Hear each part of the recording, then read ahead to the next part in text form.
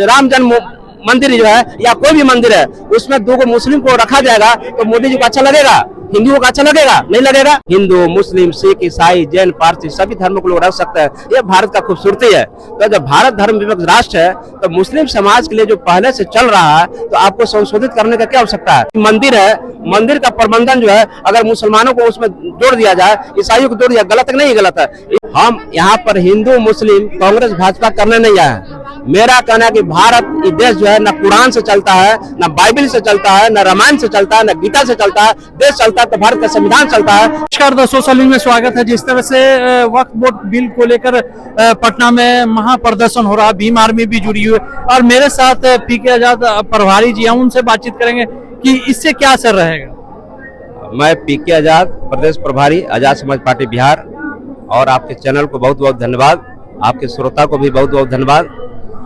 मैं यहाँ पर हम लोग जो मुस्लिम समाज के लिए जो वक्फ संशोधित बिल 2024 जो सरकार लाई है, केंद्र सरकार, उसके विरोध में हम लोग प्रोटेस्ट कर रहे हैं। जो मुस्लिम समाज के लिए जो पहले से जो आपका ऑलरेडी जो वक्फ बोर्ड था उसमें कुछ नया संशोधन करके, संशोधन ये है कि वक्फ माने समझिए मोटा तौर पर दान, मोटा तौर पर दान। तो मुस्लिम समाज के लिए चाहे वो कब्रिस्तान की मामला हो, चाहे आपको मस्जिद की मामला हो, चाहे मदरसा की मामला हो, तमाम मुस्लिम समाज के हितों के लिए जो धार्मिक संगठन है वो अपने लिए काम करती है। तो भारत सबसे पहले बात को समझिए कि भारत जो है धर्मनिरपेक्ष देश है और धर्मनिरपेक्ष देश में जो क्या है कि सभी धर्मों को लोग अपने ढंग से इबादत कर सकते हैं। हिंदू, मुस्लिम, सिख, ईसाई, जैन, पारसी सभी धर्मों को लोग रख सकते हैं। ये भारत का खूबसूरती है। तो जब भारत धर्म विभक्त राष्ट्र है तो मुस्लिम समाज के लिए जो पहले से चल रहा है तो आपको संशोधित करने का क्या आवश्यकता है? जैसे मान लिया जाए, अगर आपको ये कहा जाए कि आपको वक्फ संशोधित बिल 2024 कहता है कि जो आपका जो उसमें जो बोर्ड है, बोर्ड में जो है 3 मुस्लिम को रखा जाएगा और 2 महिला को रखा जाएगा और 2 गैर मुस्लिम। तो गैर मुस्लिम का मतलब कि आपको हिंदू भी हो सकता है, ईसाई भी हो सकता है, जैन भी होता है, पारसी हो सकता है। तो ये बताइए कि भारत का संविधान का खंडन है कि नहीं है? धर्मनिरपेक्ष संविधान का खंडन है कि नहीं है? तो उसी तरह से कहा जाए कि अगर कोई मंदिर है, मंदिर का प्रबंधन जो है अगर मुसलमानों को उसमें जोड़ दिया जाए, ईसाइयों को जोड़ दिया, गलत नहीं? गलत है। इसका मतलब है कि धर्मनिरपेक्ष संविधान में जो हिंदू का व्यवस्था है मंदिर में वो चलते रहना चाहिए, ईसाई का चलते रहना चाहिए, बौद्धों का चलते रहना चाहिए, मुसलमानों का चलते रहना चाहिए। अगर आप उसको उसमें डालेंगे, उसको उसमें डालेंगे, लड़ाने का काम करें तो धर्मनिरपेक्ष संविधान। लेकिन सरकार तो बोल रही है कि मुस्लिमों को ही हक नहीं दिया जा रहा, इसीलिए हम लोग ये बिल ला रहे हैं। ये बताइए कि सरकार किसकी रही है? 15 अगस्त 1947 को देश आजाद हुआ, 26 जनवरी 1950 को भारत का संविधान लागू हुआ। सरकार कौन रही है? 15 अगस्त 1947 को देश का प्रथम प्रधानमंत्री पंडित जवाहरलाल नेहरू ब्राह्मण थे। देश का राष्ट्रपति कौन थे? आपको सवर्ण समाज के थे। देश के सभी राज्यों का मुख्यमंत्री, सभी राज्यों का गवर्नर, सभी राज्यों का स्टेट यूनिवर्सिटी, आपको सेंट्रल यूनिवर्सिटी वीसी प्रोवीसी कौन बने? वही सवर्ण समाज के बने। तो सरकार है कि अभी कांग्रेस की सरकार थी, कांग्रेस के बाद भाजपा की सरकार आ गई है। तो सरकार में आप कौन रोक रहा है भाई? आप उस समाज को बढ़ाने कौन रोक रहा है? लेकिन जो धर्मनिरपेक्ष जो ढांचा है, ढांचा को क्यों बिगाड़ रहा है? लेकिन भाजपा तो कह रही कि कांग्रेस बढ़ावा दी थी इस चीज को लेकर और वही चीज हक अब नहीं मिल पा रहा है मुस्लिमों। हम यहाँ पर हिंदू, मुस्लिम, कांग्रेस, भाजपा करने नहीं आए। मेरा कहना है कि भारत ये देश जो है न कुरान से चलता है, न बाइबल से चलता है, न रामायण से चलता है, न गीता से चलता है। देश चलता है तो भारत का संविधान चलता है और भारत का संविधान सभी लोगों को आपको पता होना चाहिए। भारतीय समाज 5 वर्गों में है, 5 वर्ग विभक्त किया गया। भारतीय समाज जो है वो 5 क्लास में है। एक अनुसूचित जाति, अनुसूचित जनजाति, अन्य पिछड़ा वर्ग, धार्मिक अल्पसंख्यक तथा सामान्य वर्ग। भारत में जितने लोग रहते हैं वो 5 तरह के लोग रहते हैं। अब 5 को जीने का अधिकार, 5 को चलने का अधिकार, 5 को जीने का अधिकार किसने दिया? भारत का संविधान। आधी आबादी महिलाओं का भी अधिकार किसने दिया? तो भारत का संविधान दिया। भारत के संविधान में है। भारत के संविधान को तोड़ मोड़ क्यों कर रहे हैं? आप भारत के संविधान में लिखा हुआ है उसको लागू कर दीजिए, सब समाज का विकास हो जाएगा। आपको तोड़ने का कोई फायदा नहीं है। हम कह रहे हैं कि जो भारत का धर्मनिरपेक्ष जो खूबसूरती है, यहाँ पर हिंदू, मुस्लिम, सिख, ईसाई, अगर हिंदू का पर्व में मुस्लिम जाता है, मुस्लिम पर्व में हिंदू जाता है, ईसाई पर्व में दोनों जाता है, अगर सब मिल करके हम एक भारतीय बने। सबसे पहले हिंदू, मुस्लिम, सिख, ईसाई, बाबा साहब डॉक्टर अम्बेडकर कहा करते थे कि मैं हिंदू नहीं हूँ, मुस्लिम नहीं हूँ, सिख, ईसाई नहीं हूँ, मैं भारतीय हूँ, भारतीय रहूंगा, मैं प्रथम भारतीय, अंत में भारतीय। अगर जिस दिन हर व्यक्ति के अंदर भारतीय की भावना आ जाएगी कि हम भारतीय हैं, इंडियन रहेंगे, तो कोई हमारा लड़ाई नहीं होगा। और सारी भारतीयों को हमको जीने के लिए भारत का संविधान है, और भारत के संविधान से बढ़कर कोई बड़ा ग्रंथ नहीं है। अगर उससे चले तो सबका विकास होगा। लेकिन सरकार जिस तरह से बोल रही है कि हमने बिल जो ला रहे हैं इस पे मुस्लिमों ने ही सपोर्ट किया है, तभी 10,000 एप्लीकेशन पड़े, तभी इस बिल को आगे बढ़ाया जा रहा है। ये गलत बात है, ये गलत बात है। हम ये कह रहे हैं कि आप कहाँ जाके आपको लोगों में सर्वेक्षण कर लिए।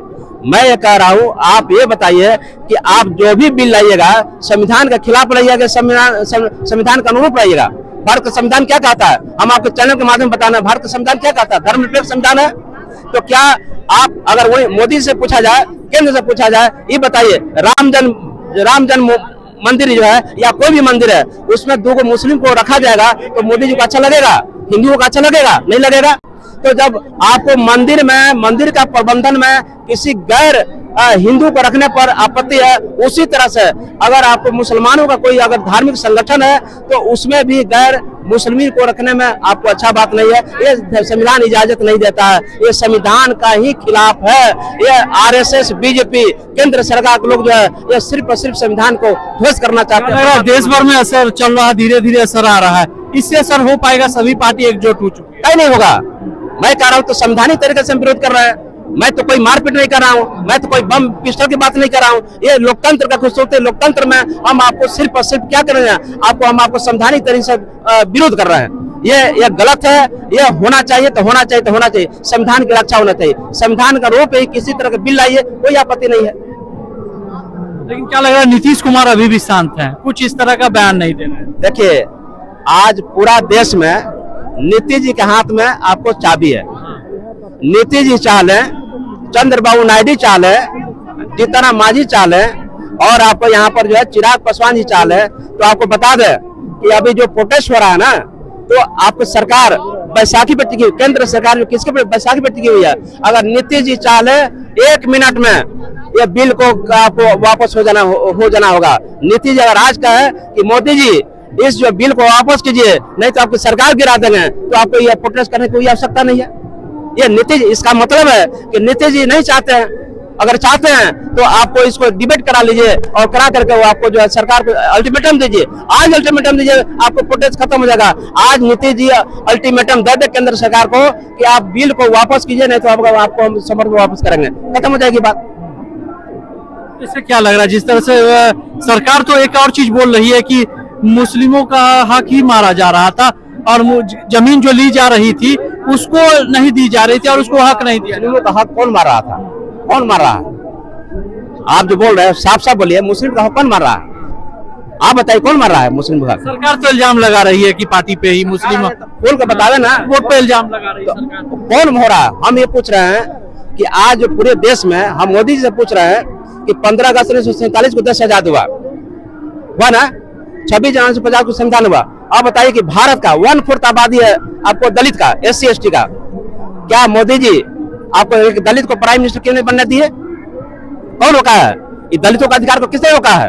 क्या भारत का संविधान अगर नहीं होता तो क्या SC ST 131 member of parliament बनते? नहीं बनते। तो आप पहले मोदी जी ये कह रहे हैं कि आप दूसरे को देख रहे हैं, पहले हिंदू में देखिए। हिंदू में भी आपके जो समाज में डिप्रेस क्लास है, उसके लिए आपको कौन सा कार्यक्रम कर रहे हैं?